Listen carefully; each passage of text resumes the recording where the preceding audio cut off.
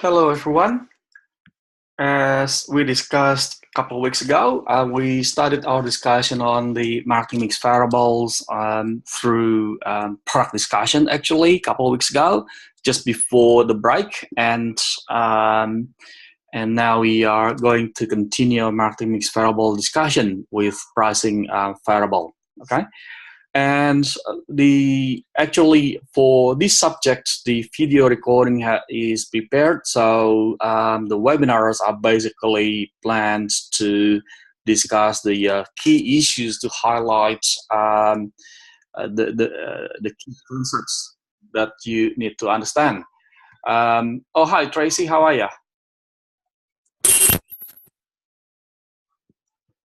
I just started with the intro for tonight. So tonight we try to discuss price and placements. We discussed product just before the break. Can I please ask if you can hear me fine?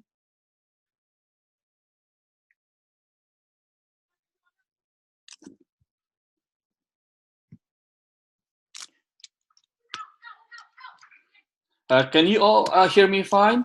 Okay, thanks a lot. Thank you very much. Okay, and how about you, Alison? Can you hear me fine?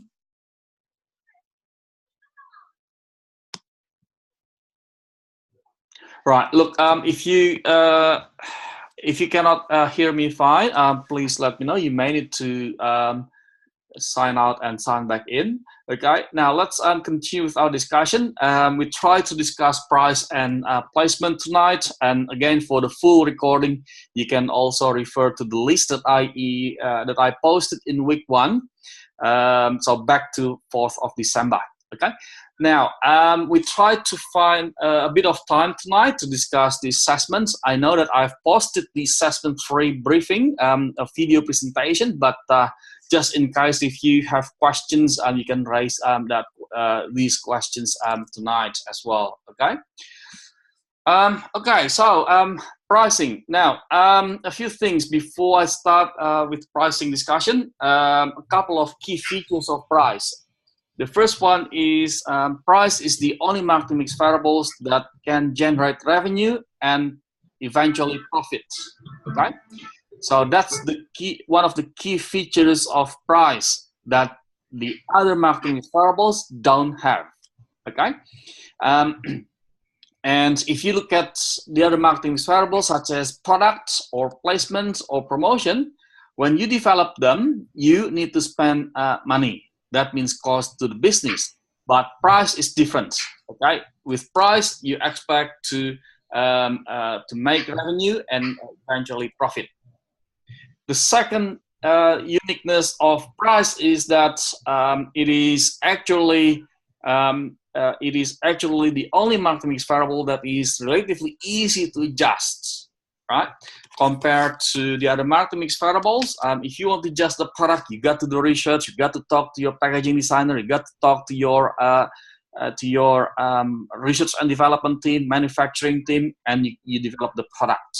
Okay, the same thing to placement and the same thing to promotion. In the case of price, it is relatively easy to adjust. All right, you may have the experience that when you want to purchase something. Purchase a consumer electronic, let's say you go to JB Hi-Fi or any outlet, and you show the catalog of their opposition, showing that it is basically cheaper with if you buy the product with the opposition, and they may adjust the price accordingly. Okay, so that is an example of relatively easy to adjust price. Okay. Right, so with price, we expect that we can again generate profits. And what do we mean by profit? Well, it is as simple as revenue minus costs. Okay, therefore, when we design a price, we expect the price exceeds the costs. Okay, we expect the price to exceed the costs. Otherwise, we are not going to generate profits. Okay. And we may also be involved in the legal issues, and since some people may accuse us of dumping the price. Okay. All right. Now, the other thing that I'd like to highlight is the key concepts of price. Some companies select price competition, and some other companies select non-price competition. The companies that adopt price competition actually emphasize price in their competition. Okay, that may lead to price wars. Okay. And non-price competition basically focuses on the features, the quality, the image, okay, the promotion, the packaging, and so on and so forth to distinguish the brand, to differentiate the brand from the competition. Okay. Okay. Now, pricing decision is basically affected by these variables. Okay. The organizational marketing and marketing objectives. Okay. The types of pricing objectives, the costs, and the other marketing mix variables. Remember, we need to show that our marketing mix variables are interrelated. Okay, your product, your price, your placement, your promotion, they should be interrelated. Okay? Demand of the customers, and also the perception of the customers, and how they respond to the price as well. Okay. Okay. Now, in terms of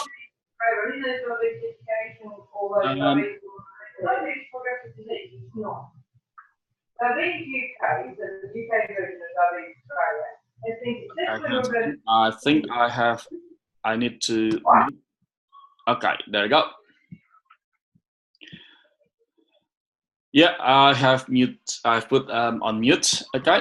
I hope that you can still hear me fine. Okay, and now, the other thing that I'd like to highlight is the pricing strategy. And yes, let's have a look at this one here. Okay, so the first one is the organizational marketing objectives. Yes, we need to be consistent with the organizational objectives and also marketing objectives. Okay, you can imagine that some companies may have outlined their objectives to be premium. For instance, if you look at David Jones, their pricing strategy would be different to Target, for instance, or Kmart, for instance, right? In a different retail environment. Okay.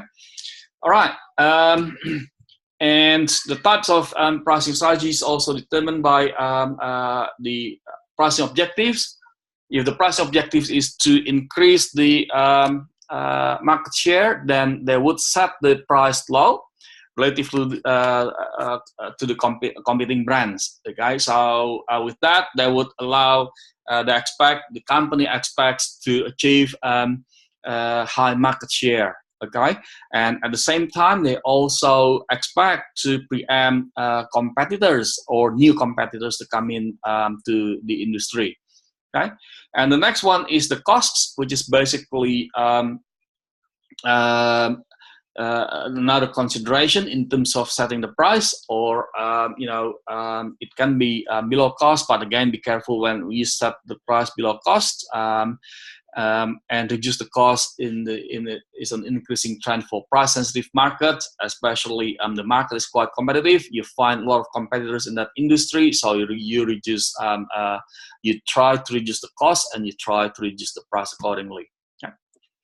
And we also need to look at whether our price is interrelated to the product, the placement, and also the promotion.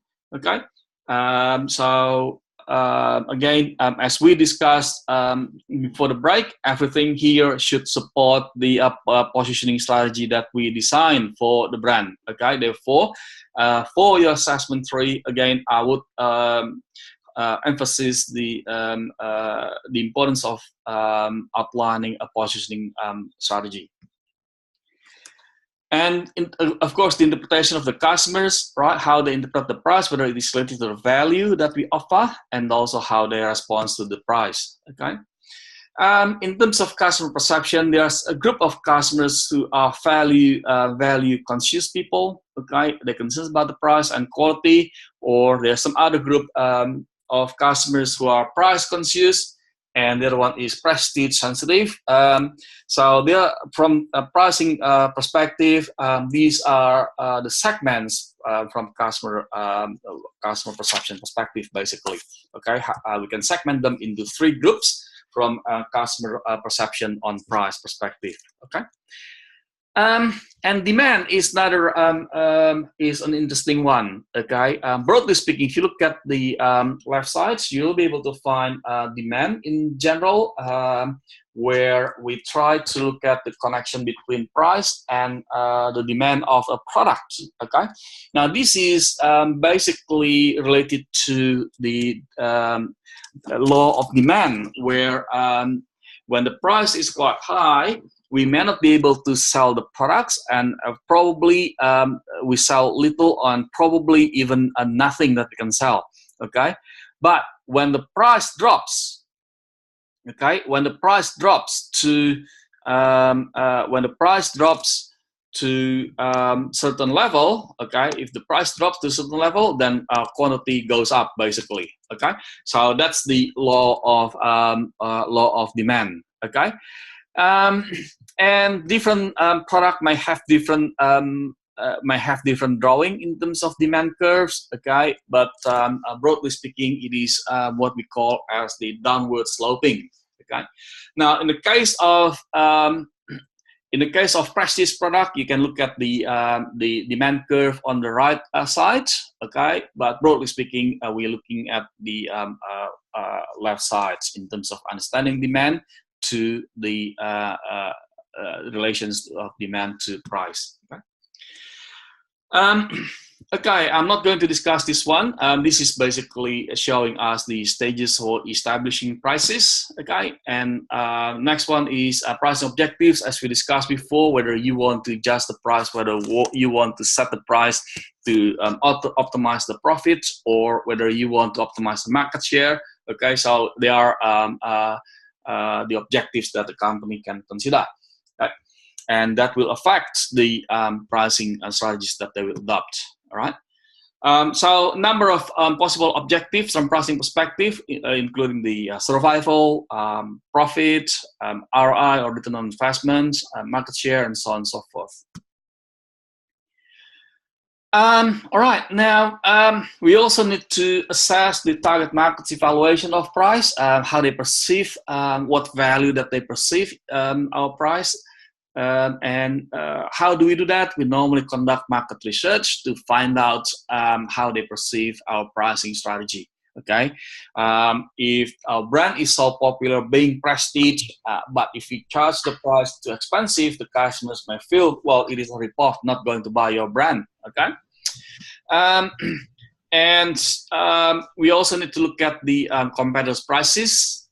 Okay, assess the competitor prices. That's the reason why, from your competitor's perspective, I recommended you to look at their marketing mix variables that include prices. Okay, how much they charge. So that will help you to understand, to determine your own pricing strategy, whether your pricing strategy is competitive or not. Okay. Okay. Now we have three bases for pricing. Okay. The first one is cost-based, the second one is value-based, and the third one is competition-based pricing. Okay, the cost-based basically revolves around how much cost that the company spends to develop the product, and then they will top up with the cost. They will top up with their own markup. Okay, that will make the price that they are going to charge for the customers. The next one is value-based pricing, which is basically looking at the customer's perception. And the customers will perceive the benefits of the product, whether it is worth that much or not. And they are going to look at whether it is something worth for the customers to buy. Okay? And the third one is competition-based pricing, okay, which is basically reviewing or assessing the competitors' prices. All right. Now, the first two are basically quite the opposite. The cost-based pricing starts with understanding the product. So they start internally. What product are they going to make? And based on that, they are going to look for quotations to understand how much costs involved. And after that, they are going to set certain markup and convince the customers the product is worth that much. Okay, they may run any promotional campaigns, right, advertising, and so on and so forth. Okay, to convince the customers this product is worth that much. Okay, so pretty much inward looking in terms of the first approach. The second approach is basically a different one. They start with the customers. They look at the customer's perception. They research the customers. Perception on the product concept. They try to understand if the product concept worth certain value in the customer's mind, and then they are going to design the product accordingly. Right? They talk to the customers.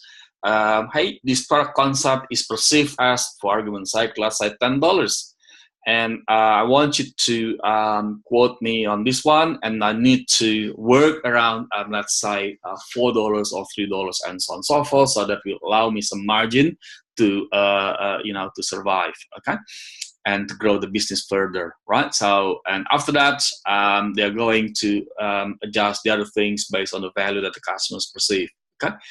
Right, so that's basically the basis for pricing strategy. Now, selection of a pricing strategy. I'm not going to discuss everything in here, just highlighting the main ones. You can select any concepts in here for your assessment 3. Okay, including differential pricing, new product pricing, product line pricing, psychological pricing, professional pricing, and price discounting. Okay, I would suggest that you select one as the basic one, and after that you select another one. At least you can discuss about the psychological pricing or price discounting as part of their pricing strategy. Okay, so 2 pricing strategies that you analyze in here to demonstrate for your assessment 3. Okay, now differential pricing. Okay, some companies adopt these differential pricing. Okay, there are 2 types of differential pricing that we are going to talk about. Mainly, it's negotiated pricing, where they establish final price through bargaining. Okay, if you go to certain consumer electronics store, for instance, you negotiate the pricing with them. And secondary market pricing basically set one price for the primary target market and a different price for another market. Some other scholars suggest that it is what they call a segmented pricing strategy. Okay, so if you look at Sydney Railway, the one that made me getting stuck today at the train station, you'll be able to find they may set up pricing strategies for certain target group and a different pricing strategy for the pensioners, for instance. Okay. New product pricing strategy. If you're analyzing a new product, then this is the one that you need to look at. There are 2 types of new product pricing strategy: price skimming and price penetration. It's a simple, I suppose it is simple to understand it. Price skimming actually charges the customers with the highest possible price that the buyers are still convinced to buy the product. The buyers are still willing to buy the product. Okay. In saying that, the marketers are ready that they are not going to sell a lot of units, but they are going to make high margin per unit. Okay. And the next one is penetration pricing, where they set the price competitive, so relatively speaking quite low, because they want to penetrate the market quite high and very quickly, and they are going to make the profit through selling more units. All right. Now, if you look at that, there is a tendency that luxury items adopt price skimming strategy, whilst the products that are consumed on regular basis, such as convenience products, have the tendency of adopting penetration pricing when they launch new products. All right. Now, in saying that, I need to make a note in here that not necessarily always the case, because if you aim at niche marketing strategy, as we discussed a few weeks ago, although you are in fast-moving consumer goods or in convenience product category, let's say you launch an organic product, you may adopt the price skimming strategy for this kind of business. Okay, but it is just a tendency in terms of adopting pricing strategy. All right, now the next one, the next one is product line pricing. So select any pricing concept here. Again, there are several concepts in here that we can discuss. Now I'm going to start with the one at the bottom, because the one at the bottom here is the basic one in terms of understanding product line pricing. Okay, product line pricing is normally adopted by companies that have more than one item. Right, they have a number of products that they offer for customers. Okay, and in real life, most companies have more than one product that they offer for the customers. Therefore, they need to make decisions.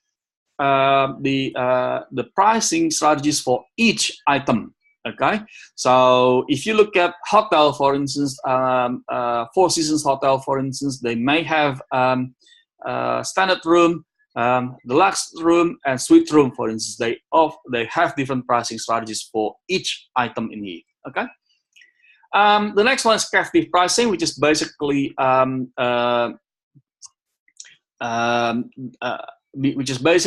pricing the basic product in a purchase line low, whilst they price the other items at higher level. Now, this one is actually adopted by companies that offer accessories for the main product. Okay, so they may offer the basic the pricing for the basic product, okay, quite low, but then they offer the accessories quite high. Okay, and if you adopt this captive pricing strategy, you need to be careful, because you don't want your customers have options to buy these accessories. All right.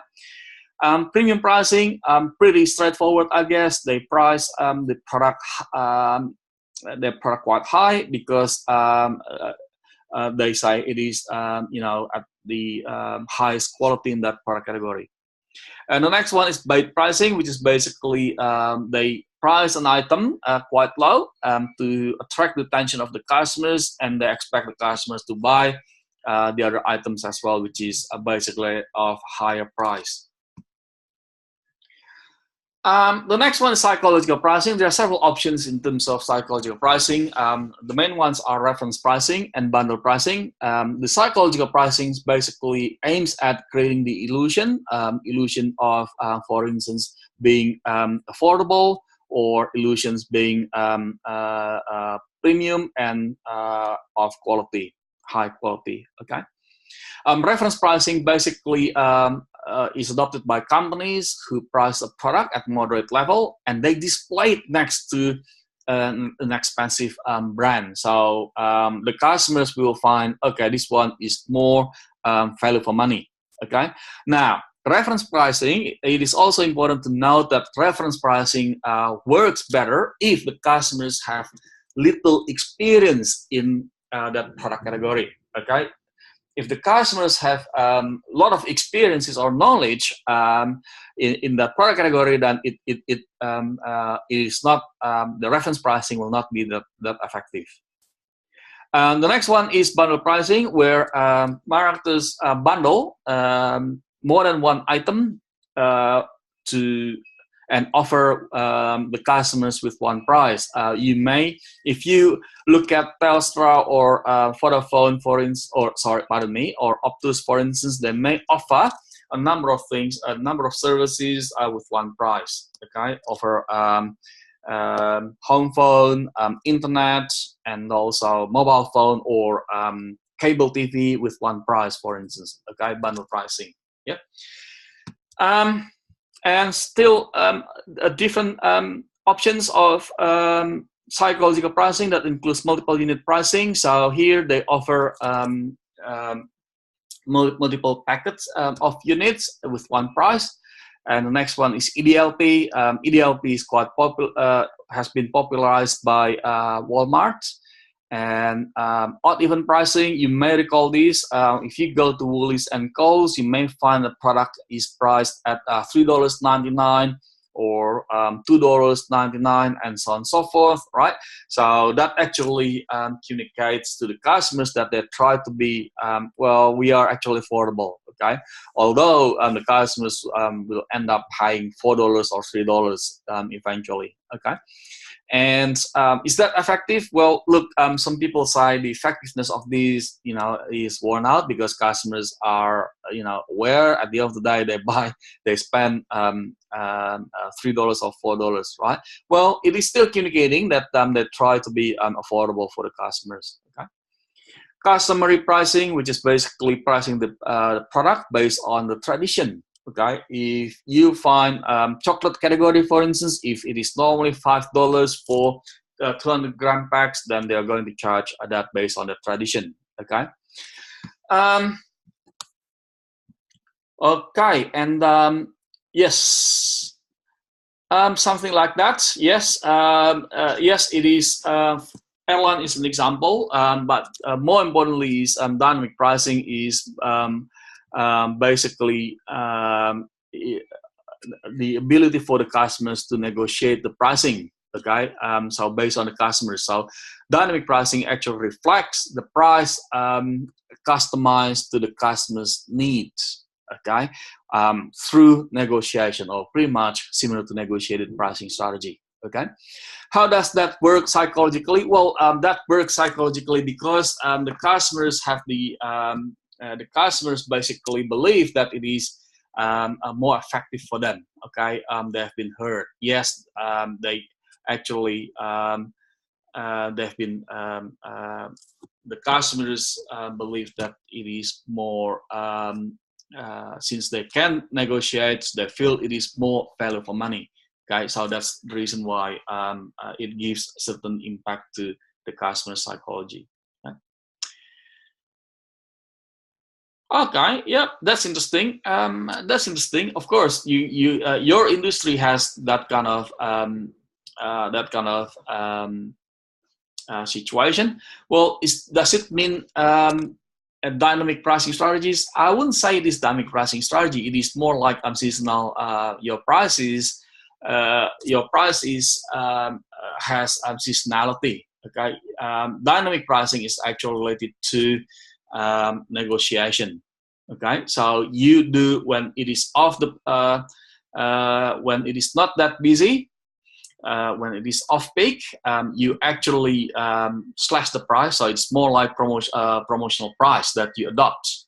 Okay, when it is normal, then you charge normal price for the customers, and when it is busy, when you are busy, then you escalate the price. Okay, so it is more like it is driven by demand. If you look at the previous one, okay? Let's say, for argument's sake, normally charge $200 or $100. Okay, off peak, you charge the customers $75, for instance, to increase your volume.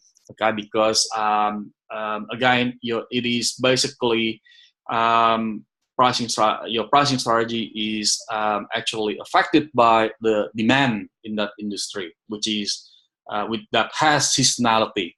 Okay. All right, so that's basically the main ones I'd like to discuss. Now, this is actually more into the price discounting, as we just discussed with you, Alison. And when you are off peak, then you give them seasonal discounts, for instance, okay, or some cash discount or any discount that you give for the customers, right? Otherwise, it stays normal, okay. When you are busy, right, because it is in the season, okay, you raise the price, okay, because you are managing the demand, okay. Otherwise, you can't cope with the demand. By nature, you need to manage the demand. Otherwise, your customers will not be happy with you, since you can't fulfill their demand. Okay, so when you increase the price, your demand will drop. Okay, if you go back to the that is actually a good example that you raised. If you go back here, okay, when your price is quite high, okay, your demand is low. Okay, let's say your normal price is P in here. Okay, during low season, you drop the price from P to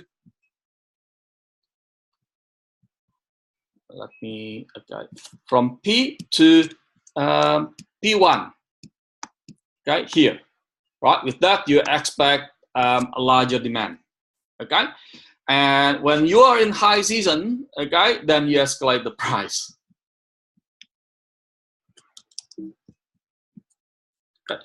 Right, so hopefully that explains. Right, so there are, again, these are the options in terms of price discount. You can use, you can consider a number of options here, okay? All right, not a problem.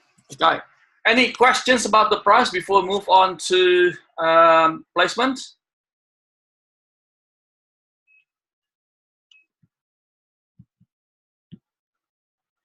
No? Okay, thanks a lot. Let's move on to placement. Okay, what I will do is I'm going to stop sharing because I'm going to share another file. Oops.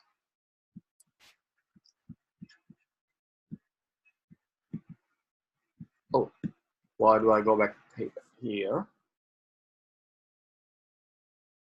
Okay, I need to stop sharing. Okay, and share this file. Oops.